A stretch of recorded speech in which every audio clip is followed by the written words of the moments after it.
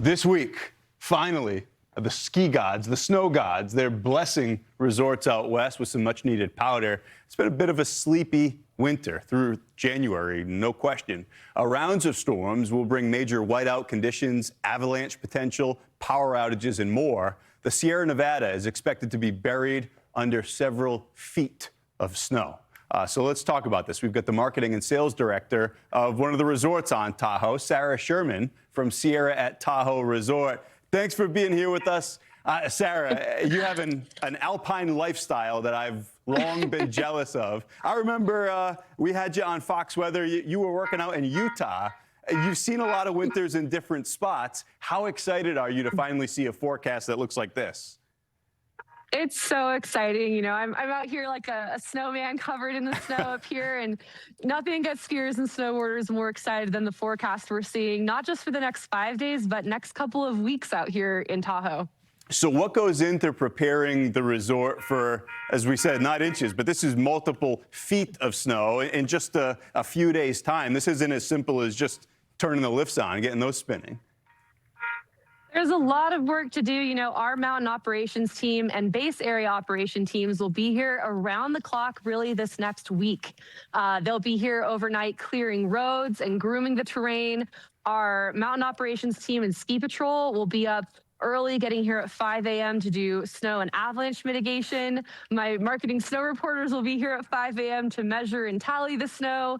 And then, you know, skiing throughout the day and just trying to manage the snow. When you see, you know, again, that feet number that we're looking at, it becomes a lot of management of trying to make sure it's moved, that people can get around, that we can spin lifts and more. Sarah, you mentioned the blog, which I clicked on. I read some of earlier today. That's a nice day when you get to write a blog that says we have 5 to 7 feet of snow coming, but that hasn't been the case all season. What's that been like going through kind of a sleepy month of January, as we mentioned, and now all of a sudden, looks like all green lights in the forecast?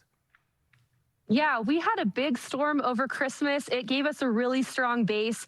We, season to date, have had 146 inches of snow. So that's about 12 feet so far this season, but most of it was compacted into that week around Christmas and the week after. So it's been pretty dry since then. We've been able to have 100% of our groomed terrain open.